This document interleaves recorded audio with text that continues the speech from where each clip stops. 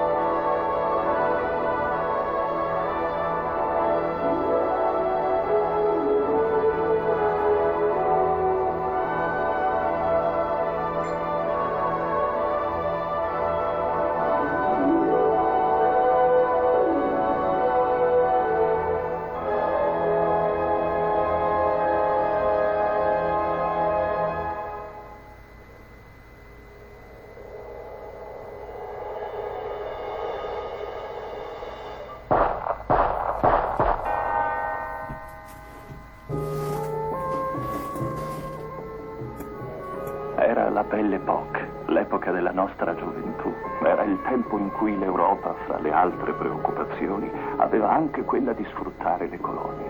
E fu per questo che noi francesi potemmo andare in questo piccolo paese quasi sconosciuto. L'avevamo esplorato col fucile imbracciato e, a dire la verità, ci si viveva molto bene. Aiutavamo i locali con tutte le nostre forze e diffondevamo la civiltà. Eravamo giovani ed eleganti, eravamo pieni di coraggio e nulla ci sembrava impossibile.